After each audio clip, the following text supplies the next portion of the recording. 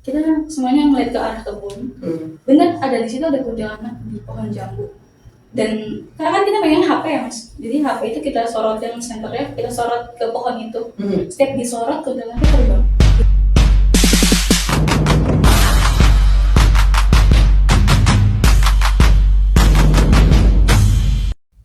Hai semuanya, kembali lagi di channel Pesan Terakhir bersama saya Bang Rama.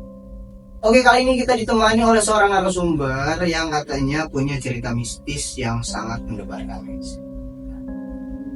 Inilah dia narasumber kita, Mbak Valen. Saya panggilnya Mbak. Ya, Apa? Valen aja. Valen aja. Oke, Valen. Halo semuanya. Ya.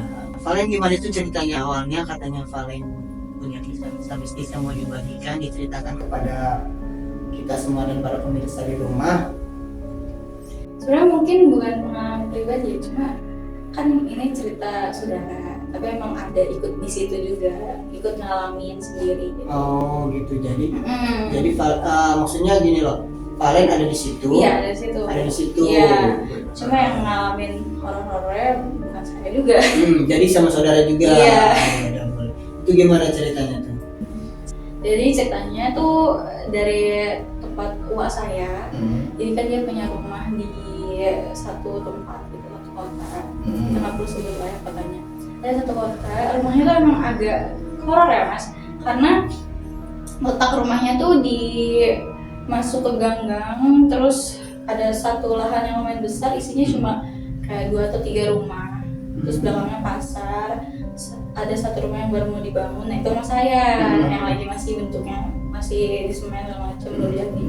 Nah sekitar 10 meter dari situ ada kuburan umum. Oh, pemakaman umum. Iya, selebihnya itu kosong. Jadi udah rumah itu aja. Jadi rumah ada di tengah-tengah hutan belantara bisa dibilang. Nah karena kan saya punya saudara juga di luar kota. Iya. Pada saat itu saudara saya dari luar kota tuh ikut berkunjung ke tempat tua saya ini. Biasalah kita kumpul keluarga gitu kan. Oh, ada momen-momen lebaran kah atau momen enggak, emang kumpul keluarga paling aja, kumpul lagi aja. acara keluarga. Situ rame kan, situ mas sekitar 30 orang. Karena keluarga kan mencar ya, ada yang di teras, ada yang di mana. Nah saya juga punya ponakan mas yang umurnya masih kecil sekitar 3-4 tahun gitu. Nah karena kita lagi pada sibuk nih mas, ngobrol-ngobrol sendiri, ponakan sini kan gak ada yang nemenin. Mainlah ponakan saya tuh ke samping, ke kebun gitu. Di situ banyak pohon-pohon gitu. Oh, jadi di samping rumah itu ada kebun. Iya, ada lahan. Ponakannya main di situ. Iya, main di situ. Jam berapa itu ponakan main itu? Sore sekitar jam 4:30. Jam 4:30. Terus ya apa yang aneh dari ponakan main? Main biasa aja dia. Kan kita taunya dia main sendiri ya mas. Tapi kalau kita dengar suaranya dia tuh kayak nggak main sendiri, kayak mainnya tuh berdua sama orang. Oh, kayak ada yang nemenin. Iya, tapi nggak kelihatan. Nggak ada. Kita nggak ada yang nengok juga sih sebenarnya, karena cuma dengar doang kan. Nah terus pas dia dengar teriak-teriak kan nggak ada yang gubris karena mikirnya anak kecil aja biasa kan. Lagi main di situ, Iya, tiba-tiba lari. Tiba-tiba lari. Teriak. Kenapa? Dia teriak, bunda ada barong di sini, nakal. Jadi kakak jambak. Ini rambutnya. Sambil nunjukin tangan dia isinya penuh rambut. Emang ada rambut di tangannya. Warna hitam rambutnya. Bener ada rambut. Yang bikin saya kaget sama keluarga saya kaget juga karena rambutnya ada. Kalau emang itu khayalan dia, dari mana dapat rambut itu kan? Cuma karena ponakan saya masih kecil, kita nggak mau gubris hal itu kan, karena masih ada di situ juga kitanya. Akhirnya sama ibunya langsung dibuang aja ke tempat sampah. Ponakan saya dimandiin. Takut kenapa kan? Pada saat itu nggak nanyain rambut dapat dari mana gitu. Enggak. Berarti pikirannya mungkin saat itu nemu rambut aja kali di situ gitu ya. Enggak, kita langsung notice hal itu, langsung merinding. Tapi karena nggak mau bahas itu di tempat itu, menghargai yang punya rumah juga kan, jadi langsung ya udahlah gitu. Cukup ya udahlah sini aja. Nah, udah dari situ kan maghrib ya mas, maghrib. Habis isya, karena itu kan rumah sepi, nggak ada rumah lagi. Jadi sekitar jam 8-an tuh udah nggak ada yang lewat-lewat. Oh, nggak ada yang lewat. Oh, jadi emang rumah itu tuh nggak ada jalan ya? Maksudnya nggak ada jalan orang mau lewat situ, nggak ada ya? Jalannya akses ke kuburan tuh siapa sih yang ke kuburan malam-malam kan nggak ada. Kalau malam-malam ke kuburan patut dicurigai. Kita doang kan. Jadi kita doang tuh sekeluarga di rumah itu. Kan udah malam udah pada berkurang kan, yang lain-lain sisa nginep di situ aja. Jadi cuma saya, sepupu saya, ada sepupu saya, ada lagi sepupu saya 2, ibu saya, tua saya, om saya yang punya rumah. Nah, jadi yang kecil itu. Yang lain udah pada pulang tuh. Yang banyak kan itu. Kita nginep di situ aja. Iya, terus. Nah, pas sekitar jam 8-an kan karena saya kan punya sepupu yang cewek nih, kita yang cewek-cewek lagi pada ngobrol di room TV gitu. Sedangkan sepupu saya yang udah agak besar nih, sebut namanya Bagus ya. Cowok. Bagusnya di kamar samping. Di kamar samping sendirian. Biasalah nelfon pacarnya kan. Teleponan. Iya. Nah, pas teleponan tuh ya biasa aja. Kan ketawa-ketawa gitu kan sama pacarnya. Pas lagi ketawa-ketawa, dia bilang ada ikut ketawa juga. Dia sempat diam tuh sekali. Siapa sih? Tapi nggak gubris kayak siapa sih yang ketawa? Iseng banget. Telepon lagi, ngobrol lagi sama pacarnya. Ngobrol. Ada lagi yang ketawa, ikut ketawa juga. Dia mulai diam lagi kan. Siapa? Cuma ditegur doang dia. Terus dia telepon lagi, itu berlangsung 3 kali kayak gitu. Oh, jadi telepon dia ketawa-ketawa, ada yang ikut ketawa sampai 3 kali. Sampai di yang ketiga kalinya, kenapa dia mulai ngecek? Karena pas telepon itu dia berhenti, kan sebelum-sebelumnya pas dia berhenti ketawa ikut berhenti suara ketawanya, tapi pas yang terakhir dia berhenti ketawa, suara itu tetap ketawa, cengeng-cengesan gitu. Tapi suaranya suara laki-laki atau perempuan? Suara perempuan. Nah terus pas dia ngecek dong ke pintu, dia ketok-ketok kan, pintu luar maksudnya, notis orang di luar. Dia bilang jangan iseng sih malam-malam ya kan. Terus dia nggak ada yang gubris kan di luar, tapi kita nggak dengar. Dia ngecek lah jendela, karena dia pikir takutnya ada yang iseng di jendela. Namanya di suasana kayak gitu kan. Dia buka jendela, dia ngeliat di pohon jambu biji gitu, ada kuntilanak gitu. Beneran sosoknya kuntilanak pakai baju putih, terus rambutnya panjang gimbal gitu. Berarti natap ke dia tuh ya? Natap, bener-bener kelihatan. Terus dia langsung lari ke ruang tengah kan, dia kayak anjir apa tuh? Lari keluar kan? Kenapa sih kok lari-lari? Tanyain kan sama yang di depan. Enggak, itu ada kuntilanak di samping, sumpah om saya lihat. Ngomong kayak di situ tuh. Terus karena kita mau mastiin kan, lari semuanya keluar. Jadi om ini yang punya rumah? Nah, enggak, ini om saya. Oh, tapi nggak tinggal di situ enggak? Itu rumah bapak saya posisinya. Om saya keluar sama yang lain juga, kita semua keluar. Sampai di depan, kita semuanya ngeliat ke arah kebun. Bener ada di situ, ada kuntilanak di pohon jambu.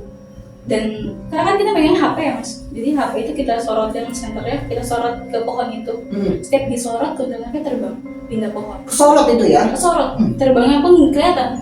Pindah ke pohon mangga, pohon ini. Setiap dikasih senter pindah, pindah ketawa. Kayak ngeledekin kita gitu loh. Kita semua ketakutan karena benar-benar bukan satu orang yang lihat. Semuanya lihat itu ya? Semuanya lihat, jadi bukan halusinasi. Benar-benar emang ada. Iya. Kalau satu orang yang lain lihat mungkin bisa halusinasi, tapi kalau semuanya lihat. Iya benar. Terus habis itu sampai dia pindah-pindah pohon, berhenti, sempat dia langsung hilang pas di pohon pohon apa namanya? Nangka. Gak tau saya bukan nangka tuh. Katanya jadi dari pohon jambu pindah sampai ke pohon nangka. Pohon nangka hilang. Nggak ada lagi, cuma masih ketawa aja, ketawa masih kedengeran sih. Ketawanya makin nyaring kayak sakit di kuping. Padahal itu dipikir-pikir masih sore ya? Iya, masih jam 8 habis isya. Iya. Masih sore lah kalau di komplek-komplek gitu kan. Karena udah gitu kan kita jadi ketakutan semua mas. Ngumpul semuanya di ruang tengah. Yang berani kan. Ngumpul di ruang tengah. Pas sudah lumayan malam sekitar jam 11-an, mati lampu. Gue mati lampu. Gak ada angin, gak ada hujan, mati lampu. Tiba-tiba mati. Mati lampu kan. Jadi dari rumah itu mas, sekitar kalau kita lewat jalan kecil, ada pasar sama komplek kecil. Di situ nyala, tapi emang di lahan itu doang mati. Oh, lahan itu aja yang mati. Bener-bener. Oh, jadi emang posisinya itu ada 3 rumah mati, bener-bener gelap gitu. Oh, jadi posisinya ini rumah nih, ini 3 rumah nih. Itu harus ngelewatin lorong dulu, jalan kecil dulu, baru nanti ketemu pasar, baru ketemu rumah. Oh, berarti emang ini agak terisolasi sedikit lah. Iya. Kalau ke situ aksesnya nggak bisa bawa motor, nggak bisa, harus jalan kaki. Oh, harus jalan kaki. Nggak bisa motor, mobil berhenti di pasar. Jadi kita jalan kaki ke sana. Ya pas jam 11 malam mati lampu, cuma di situ doang yang mati. Itu aja. Di situ doang yang mati. Terus karena takut ya, saya langsung nyuruh saya, Om coba dicek dong ke depan gitu, saklarnya pasti krimnya mati kan. Om saya langsung ngecek tuh ke depan. Pas ngecek gak lama om saya teriak tiba-tiba, teriak kenceng banget. Terus om keluar, ada apa? Terus om saya bilang, di sudut tembok ada yang ngeliatin besar hitam. Yang jangan-jangan itu yang bareng itu. Kayaknya. Terus om saya langsung bilang, jangan diliatin, ayo masuk aja. Soalnya dia pas kita ngobrol tuh lagi ngeliatin juga sosoknya, ngeliatin, kata om saya ngeliatin ke kita. Cuma kita kan nggak ngeliat ya. Jadi yang ngeliat cuma om saya jangan diliatin, kita masuk aja, udah jangan ganggu. Karena kan kita tamu di situ kan. Dia tuh masuk lagi ke dalam. Nah, karena suasana kayak gitu kan, karena seserem apapun tempatnya, karena sang saudara kan lupa ya mas. Iya. Jadi kayak lupa. Ya udahlah kita tetap tidur di kamar masing-masing. Tapi kalau saya nggak tidur di kamar, saya tidurnya di ruang TV. Oh, sama saudara banyak kan. Om saya, tante saya, sama anaknya yang tadi sore itu tidur di kamar belakang. Pas tengah malam, ponakan saya bangunin saya, minta diantar kamar mandi. Dia bilang, teh ayo antarin aku dong, aku mau pipis, takut. Jam berapa tuh? Belum tahu ya, sekitar 2:30 subuh lah. Dia anterin ke sana, kan ponakan saya masuk kamar mandi nih. Saya duduk kan saya senderan di rak piring, ambil minum, biasa nungguin kan. Pas lagi minum senderan, minum air, tiba-tiba dari kan rak piring di sini saya, dari sini ada piring terbang. Piring terbang nabrakin mentalnya ke pintu belakang. Jadi benar-benar dari sini ke situ. Terbang. Prak gitu. Saya kaget kan karena di samping saya banget. Gak mungkin kalau jatuh masih mungkin kesenggol. Ya, kesenggol. Ini terbang jauh ya. Terbang jauh ke pintu belakang. Prak, terus langsung kaget kan. Saya nggak mau gimana karena saya sendirian. Saya cuma bilang, "Dek cepetan dong, Dek cepetan, lama banget sih dia mati." Ya? Enggak. Karena ketakutan, langsung merinding aja sebenarnya, langsung lemes gitu. Terus ponakan saya kan, iya teh sebentar. Pas ponakan saya gitu, saya gemeter aja sendiri, sambil baca-baca kan. Ponakan saya keluar, terus di depan kamar mandi kan dia pakai celana tuh, sambil bilang, kok teteh ngobrol sama pocong sih? Pocong apa sih, Dik? Itu di sampingnya ada pocong. Terus saya langsung, Dik jangan ngomong macem-macem, ayo langsung ke kamar. Terus ponakan saya di belakang kan, saya di depan ambil ngedumel aja, bilang, udah dia jangan ngomong macem-macem kan kita lagi di sini, udah kamu tidur itu malam. Pas saya bukain pintu kamar dia, masukin ponakan saya ke dalam, di belakang nggak ada ponakan saya. Yang bikin saya kaget pas saya buka pintu kamar, ponakan saya lagi tidur di situ. Terus siapa yang diantarin? Nggak tahu. Itu pas saya ngeliat, saya langsung kayak, ini siapa terus yang ke kamar mandi? Udah nggak ada? Nggak ada di belakang. Saya ngeliat ponakan saya tidur sama ibu bapaknya. Om saya yang ngeliat saya buka pintu kamar langsung nanya, kenapa teh? Enggak apa-apa om. Oh nggak cerita? Iya. Tidur saya langsung tidur lagi kan, sambil ketakutan tidur lagi. Sampai pas pagi, kita pagi tuh karena udah ngalamin beberapa hal-hal yang horor, kita mutusin buat nggak tidur di situ lagi, mas pindah. Nah setelah dari itu, saya pikir wah saya ini udahan cukup kayak karena mungkin kita aja yang tahu gitu. Ternyata wah saya tuh nggak pernah cerita. Jadi sebelum kita datang juga gangguan itu tuh dia udah sering ngalamin. Dia sering banget ngalamin itu. Dia nggak makanya dia pas kita ngalamin hal gitu dia nggak kaget. Kalau kita kan kalau nggak pernah kayak gitu kaget ya sebagai pemilik rumah kan ada apa sama rumahnya. Tapi dia nggak kaget karena hal-hal kayak gitu udah dialamin dari udah sering. Iya, udah sering ngalamin. Terus dia baru tuh cerita dia dari dulu saya selama tinggal di sini kan suaminya kerja. Ya kerja kerja sendirian kadang. Dia sendirian di rumah. Namanya ibu kan nyuci segala macam. Berani ya? Terus dia bilang suka dilihatin ada kepala dari atas pintu kamar mandi, bener yang kebalik gitu. Terus ada yang ketawa. Kadang suka nonton. Kalau dia lagi nonton TV ada yang suka ikutan nonton, ngerasa gitu kan badannya. Awalnya takut, tapi lama-lama kelamaan mau gimana lagi rumahnya di situ. Iya. Terus dia merasa kayak kita kan lebih tinggi derajatnya, ngapain kita takut sama setan? Tetap tinggal di situ. Tapi pas mendengar kejadian-kejadian itu malam itu dia mulai agak ngerasa kayaknya ini rumah emang gak beres. Dan dia mulai cari solusi lah, kita ngobrol sama keluarga yang lain. Akhirnya kita setuju buat pengajian situ, pengajian. Manggil ustaz, jadi ngajian lah rumah itu biar adem ya mas. Pas di ngajiin, kita kumpul untuk keluarga kan mas. yang ngaji tetap di ruang tengah, kita anak-anak mah di kamar. Nah pas di ngajiin main ada, terus Pak Ustadz ini bilang kayaknya harus diadain meditasi gitu sama makhluk dari alam sananya. Meditasi itu maksudnya interaksi, ngobrol. Biar tahu gitu tujuannya, maksudnya apa sih yang ganggu penghuni rumah selama ini? Karena gangguan yang ditunjuk ini udah gak lazim, udah di luar batas wajar, bukan cuma bikin takut, benar-benar bikin merinding. Jadi ini teror, ini udah ada teror masuknya kan. Pas akhirnya kita ngelakuin meditasi, om saya yang dijadiin ini alat mediatornya, om saya orangnya. Jadi Pak Ustadz tuh udah ingin om saya, tujuannya biar masuknya ke om saya. Pas om saya lagi dibaca-bacain, tiba-tiba yang teriak bukan om saya, yang teriak saudara saya di samping saya. Sebetulnya namanya Sarah ya. Tiba-tiba saudara saya teriak, sakit, dia bilang sakit, apaan ini? Diam semuanya, dia teriak, diam semuanya diam. Badan saya panas, terus teriak kan, akhirnya kita ngomong kan, Pak ini Sarahnya kayak gini. Terus Ustadznya masuk, dibaca-bacain, Sarahnya makin ngamuk kan, ngamuk, kita juga pegangin.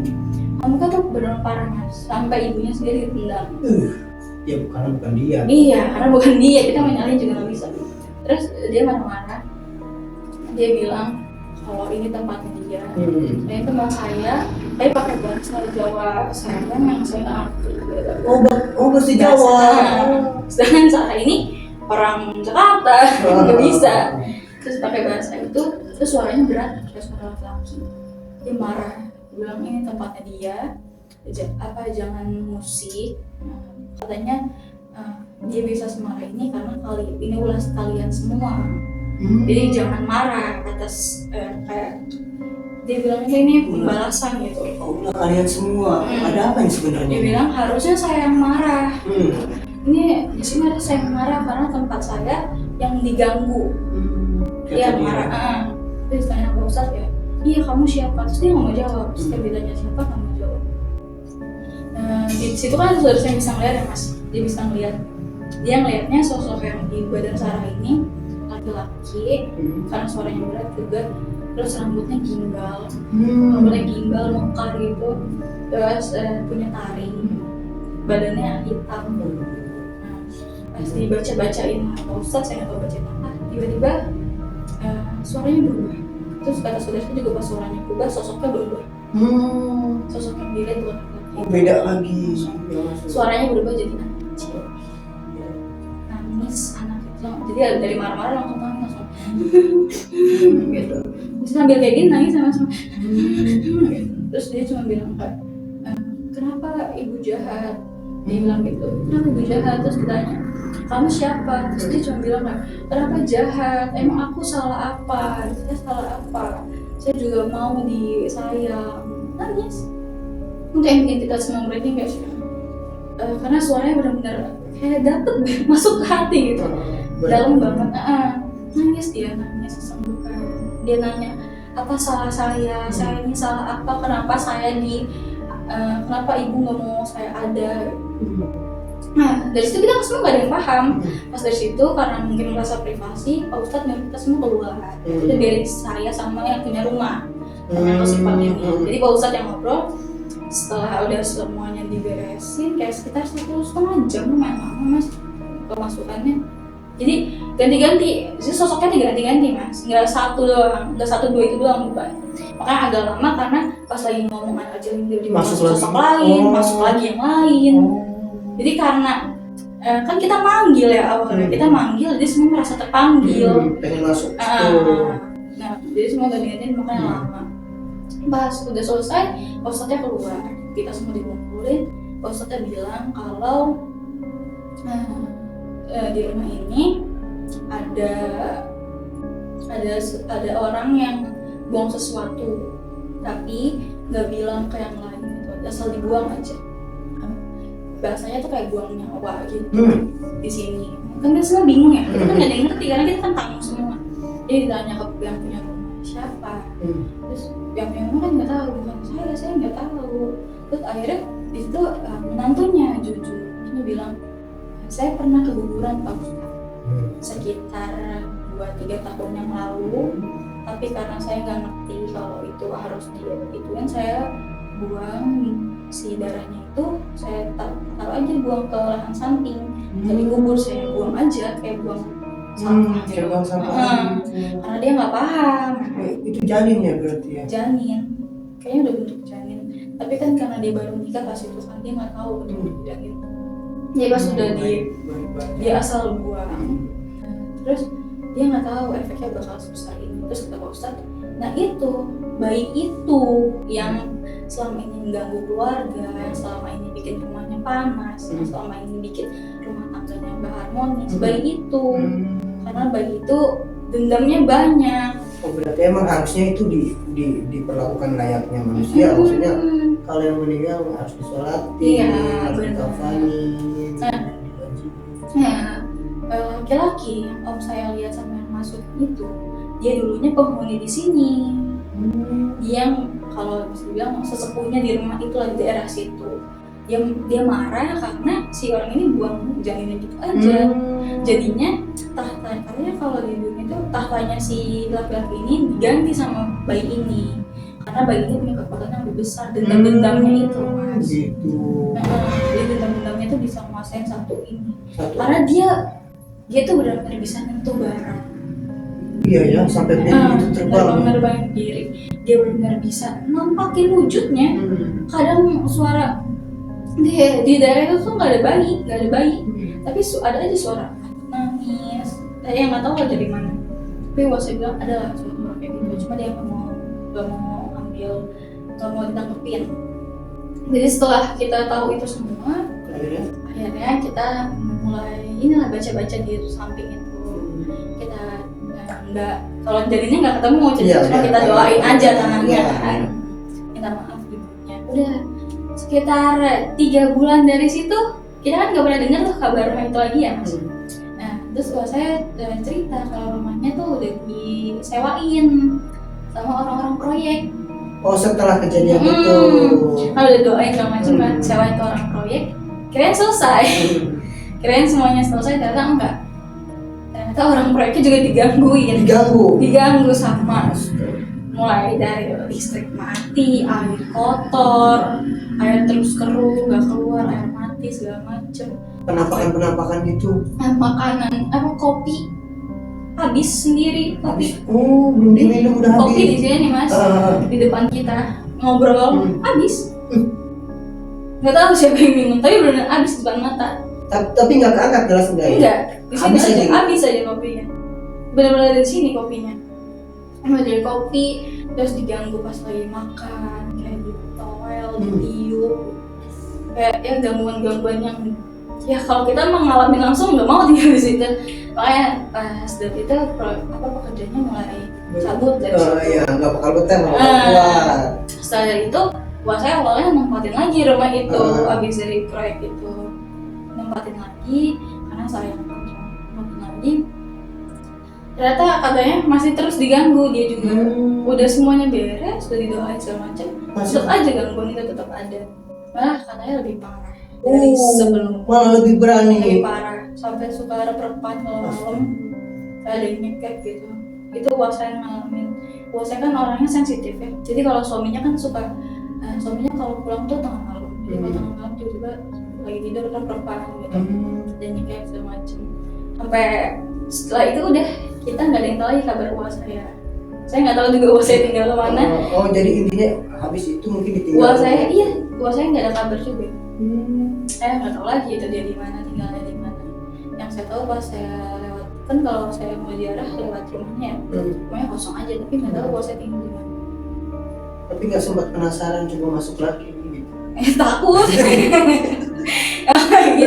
Soalnya udah benar-benar sarang-sarang laba-laba semua udah kosong, di depannya lahan kosong semua, kosong. Jadi itu aja mungkin pelajarannya ya, kalau kita kan nggak pernah tahu jadi kayak gitu ya Mas.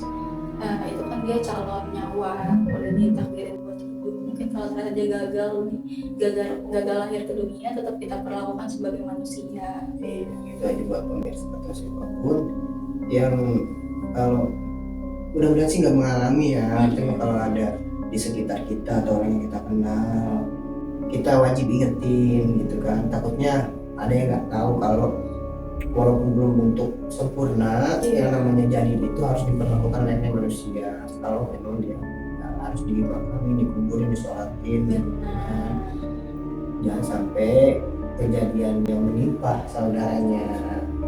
Iya, kejadian di keluarga Keluarga itu menimpa kita semua.